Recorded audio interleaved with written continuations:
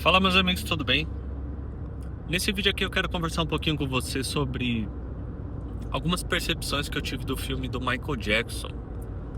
Eu, como um belo millennium, né, nasci ali em 95, quase geração Z, acompanhei bastante o Michael Jackson quando eu era pequeno, então eu gosto muito dele, ah, da performance dele, né, da parte artística. Acho ele um cara fenomenal e admiro muito ele como um grande filantropo.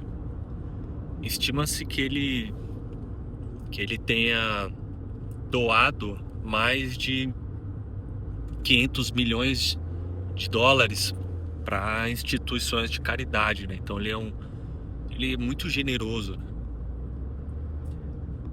E um dos aspectos que ficou ali do filme é de que ele queria alcançar a fama, ele queria ser um dos maiores, né? E aí, como um belo cristão, não muito convencional, mas eu gosto de refletir sobre algumas questões.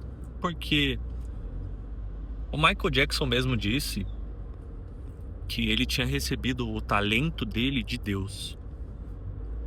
E aqui nesse vídeo eu queria levantar uma reflexão, um questionamento sobre esse aspecto. Será que Deus ele daria um dom, uma capacidade para alguém, mesmo essa pessoa não sendo religiosa? Queria conversar um pouco sobre isso daí, porque existe duas linhas de raciocínio, né? Para aquelas pessoas mais fundamentalistas, elas diriam que não existe isso, né?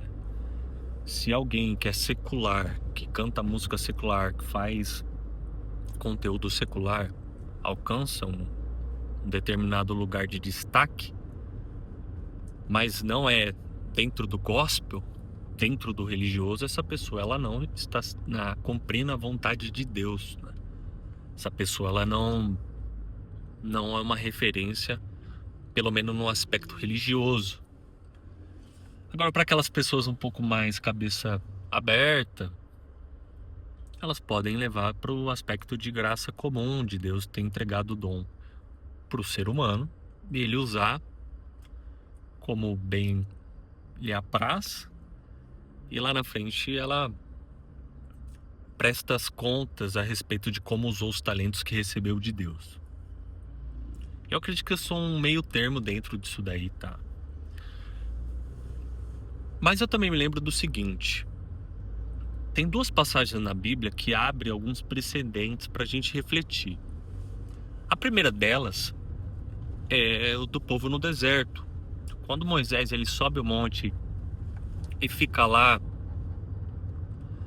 40 dias recebendo a lei, o povo ele se perde, né? Faz o bezerro de ouro. E fica muito claro, nítido ali, que eles tinham a convicção de que eles diziam que o bezerro é que havia tirado eles da escravidão no Egito, né? Então, levanta-se o questionamento de a qual Deus eles oravam quando eles estavam cativos no Egito. Porque Moisés teve que escrever o livro de Gênesis explicando a eles a origem deles, né? Quem era Abraão, quem era Isaac, quem era Jacó, qual era a raiz familiar daquele povo, porque eles haviam perdido isso lá durante os 400 anos. Então ele faz ali uma árvore genealógica explicando para eles, ó, o tal Deus que prometeu aos seus pais, ele hoje está cumprindo a promessa. E existe um questionamento interessante ali, porque Moisés ele fala para Deus, né? Quando ele tem aquele encontro na sarça, ele fala: mas a que Deus eu vou falar que eu vim libertar esse povo? Ele fala: ó, fala que o eu sou te mandou. Eu tô abrindo alguns pontos aqui, mas no final eu vou concluir tudo, tá? Fica aqui comigo para você pegar a linha de raciocínio e depois você aí comentar, fazer sua contribuição. Mas existe uma grande probabilidade de o povo hebreu, quando estava sendo escravizado, não saber a origem deles, não conhecer o Deus de Abraão, de Isaac e de Jacó, e eles estarem orando aos deuses do Egito, pedindo socorro. E Deus, por misericórdia e graça, ouviu a oração daquele povo e executar o plano que ele já vinha pré-determinado, tá? Esse daí é o primeiro aspecto. E existe um outro aspecto que é importante, de quando o povo estava cativo na Babilônia, e Deus ele usa Nabucodonosor para libertar o povo ali, para aprisionar o povo, e mais para frente Dário para libertar o povo, né? E toda a sequência ali de governadores que governou a Babilônia e por aí vai.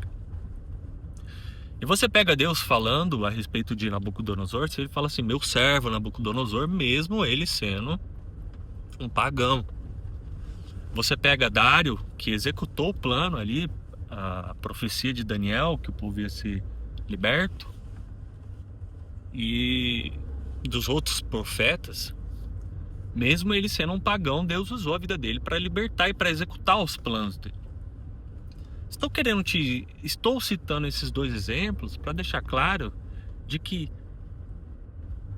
independente da pessoa, seja ela cristã ou não, seja ela serva de Deus ou não, quando chega o momento de Deus cumprir um objetivo, um propósito, ele usa, independente de quem seja, né?